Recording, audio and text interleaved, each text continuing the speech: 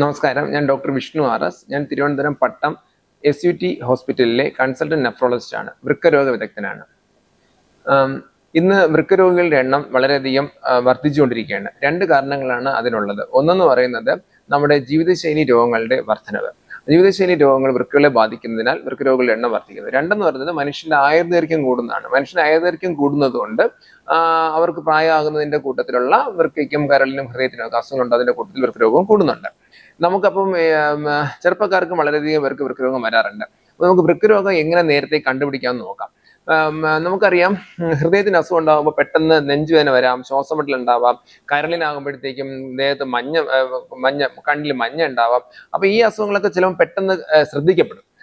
പക്ഷെ വൃക്കരോഗത്തിന്റെ ലക്ഷണങ്ങൾ എന്ന് പറയുന്നത് പെട്ടെന്ന് ശ്രദ്ധിക്കപ്പെടാത്ത ലക്ഷണങ്ങളായതുകൊണ്ടാണ് അത് കണ്ടുപിടിക്കാൻ വൈകുന്നത്. വൃക്കരോഗത്തിന്റെ ഏറ്റവും ആദ്യ ലക്ഷണം എന്ന് പറയുന്നത് നമ്മുടെ കാലിലുണ്ടാകുന്ന നീരും പയ്യെ മുഖത്തും എന്താകുന്ന ചെറിയൊരു നീരാണ് വൃക്കരോഗത്തിന്റെ പ്രധാനപ്പെട്ട ലക്ഷണം. പക്ഷെ അത് നമുക്ക് ചിലപ്പം തടിയുള്ളവർക്ക് ചില കുറച്ച് നീരുണ്ടാവാം, ചില മുഖത്ത് അല്ലാതെയൊക്കെ ചിലപ്പോൾ ഒരു കൺപോളയൊക്കെ വീർത്തിരിക്കുന്നവരായിരിക്കും. അപ്പൊ നമ്മൾ പലപ്പോഴും അത് കുഴപ്പമില്ലാത്ത രീതിയിൽ അങ്ങ് വിട്ടുകളയും. പിന്നെ ഉണ്ടാവുന്നത് മൂത്രം ഒഴിക്കുമ്പോൾ പതഞ്ഞു വരിക എന്നുള്ളതാണ്. മൂത്രം ഒഴിക്കുമ്പോൾ പതഞ്ഞു വരിക, അതും പലപ്പോഴും നമ്മൾ ശ്രദ്ധിക്കാത്തതാണ്. അപ്പം നമ്മൾ മൂത്രം ഒഴിക്കുമ്പോൾ യൂറോപ്യൻ ക്ലോസിൽ നോക്കുക, അത് ഫ്ലഷ് ചെയ്യുമ്പോൾ അതിൽ പതഞ്ഞു, അങ്ങനെയൊക്കെ ചിലപ്പോൾ ആൾക്കാർ ശ്രദ്ധിക്കത്തില്ല. അപ്പൊ ഈ രണ്ട് കാരണങ്ങളാണ്, കാലിലുണ്ടാവുന്ന നീരും മൂത്രം ഒഴിക്കുമ്പോൾ പതഞ്ഞു വരികയും വൃക്കരോഗത്തിന്റെ ഏറ്റവും ആദ്യ ലക്ഷണമാണ്. സത്യം പറയുകയാണെങ്കിൽ ഈ രണ്ട് ലക്ഷണങ്ങൾ വച്ച് വൃക്കരോഗം കണ്ടുപിടിക്കുകയാണെങ്കിൽ, ഈ രണ്ട് ലക്ഷണം വന്ന ഉടനെ വൃക്കരോഗം കണ്ടുപിടിക്കുകയാണെങ്കിൽ 90% രോഗികളിലും അത് ആരംഭ ദശയിലായിരിക്കുകയും ചെയ്യും. അതിനു വേണ്ട ചികിത്സയെല്ലാം ചെയ്ത് വൃക്കരോഗം നമുക്ക് വളരെയധികം നിയന്ത്രണ വിധേയമാക്കാൻ സാധിക്കും. പിന്നെ ഇതൊന്നും പറ്റിയില്ല എന്നുണ്ടെങ്കിൽ പിന്നെ വൃക്കരോഗ ലക്ഷണങ്ങൾ എന്തൊക്കെയായിരിക്കും? പിന്നെ വൃക്കരോഗം മൂർച്ഛിക്കുന്നതനുസരിച്ച് ലക്ഷണങ്ങൾ മാറും. അതായത് ഈ കാലിൽ നീര് തന്നെ കൂടുക, അത് വയറിലോട്ട് വരിക, ശരീരം മൊത്തം നീരാവുക, മൂത്രം ഒഴിക്കുമ്പോൾ പതഞ്ഞു വന്നിട്ട് മൂത്രത്തിലൂടെ നല്ലോണം പ്രോട്ടീൻ നല്ലോണം ലീക്കായിട്ട് ശരീരം മൊത്തം നീര് വരിക തുടങ്ങിയത്. പിന്നെ ഉണ്ടാവുന്നതെന്ന് പറയുന്നത് വൃക്കരോഗം കൂടുമ്പോൾ നമ്മുടെ കൈയിന് അസ്ഥികൾക്ക് ബലക്ഷ ഉണ്ടാവുക, നമ്മുടെ ശരീരത്തിന്റെ ഹീമോഗ്ലോബിൻ HB കുറഞ്ഞ അനീമിയ, വിളർച്ച ഉണ്ടാവുക. പിന്നെ ഉണ്ടാവുന്നത് നമ്മുടെ വൃക്കയാണല്ലോ BP ഒക്കെ നിയന്ത്രിക്കുന്നത്. അപ്പൊ നമുക്ക് രക്തസമ്മർദ്ദം കൂടുക.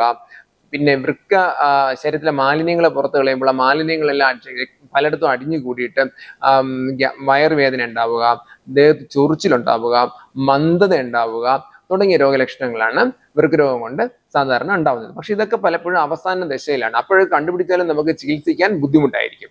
ഇനി നമുക്ക് നോക്കേണ്ടത്, വൃക്കരോഗം നമ്മളിപ്പോ ഒരു കാലിൽ നീര് കണ്ടു, അല്ലെങ്കിൽ മൂത്രത്തെ പതഞ്ഞോണ്ട് എന്താ ചെയ്യേണ്ടത്?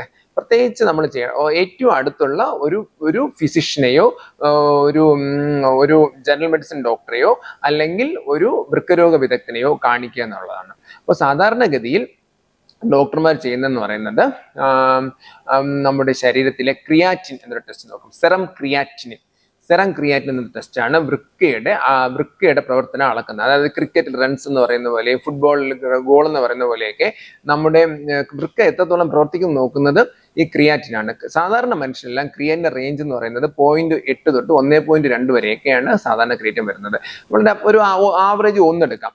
ക്രിയാറ്റിൻ 1 കൂടുതൽ വരികയാണ്, 1.5 ആദ്യ കൂടുതലൊക്കെ വരികയാണെന്നുണ്ടെങ്കിൽ വൃക്കയ്ക്ക് കുറച്ച് തകരാറുണ്ടെന്ന് നമുക്ക് മനസ്സിലാകും.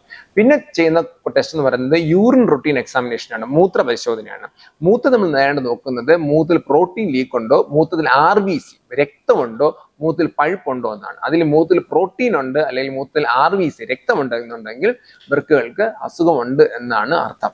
അപ്പൊ ഈ രണ്ട് ടെസ്റ്റുകളും ചെയ്തിട്ട് ക്രിയാറ്റിൻ നോർമലാണ്, മൂത്രത്തിൽ പ്രോട്ടീൻ ഒന്നും ഇല്ലെങ്കിൽ നമുക്ക് വൃക്കയ്ക്ക് അസുഖമില്ല എന്ന് പ്രാഥമിക നിയമിക്കാം. പിന്നെ ഡോക്ടർ കുറച്ച് ലക്ഷണങ്ങളും കാര്യങ്ങളൊക്കെ ചോദിച്ച് വേറെ അത്യാവശ്യമുള്ള ടെസ്റ്റുകൾ രോഗിക്ക് വേണ്ടതൊക്കെ ചെയ്തിട്ട് വൃക്കയ്ക്ക് അസുഖമൊന്നുമില്ലെന്ന് ഉറപ്പ് വരുത്തും, വേണ്ട ഒരു സ്കാനൊക്കെ ചെയ്തിട്ട്. ഇനി ഇതുണ്ടെന്നുണ്ടെങ്കിൽ തീർച്ചയായിട്ടും ക്രിയാറ്റിൻ കൂടുതലാണ്, പ്രോട്ടീൻ ഉണ്ടെങ്കിൽ ഏറ്റവും അടുത്തുള്ള ഒരു വൃക്കരോഗ വിദഗ്ധനെ കണ്ട് വൃക്കയിലെ അസുഖം എന്താണെന്നുള്ളത് വ്യക്തമായിട്ട് നിർണ്ണയിച്ച് അതിന്റെ ചികിത്സ ചെയ്യേണ്ടതാണ്.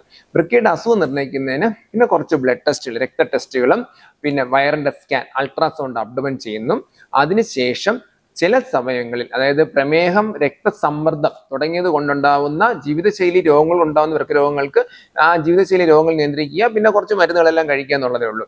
പക്ഷേ ഇതൊന്നും അല്ലാതെ വൃക്കകൾക്ക് വരുന്ന അസുഖങ്ങളെ നമ്മൾ വൃക്ക വീക്കം എന്നാണ് പറയുന്നത്. അതായത് ഗ്ലോമറുലോ നെഫ്രൈറ്റിസ് എന്നാണ് പറയുന്നത്, പ്രൈമറി കിഡ്നി ഡിസീസ് എന്നാണ് പറയുന്നത്.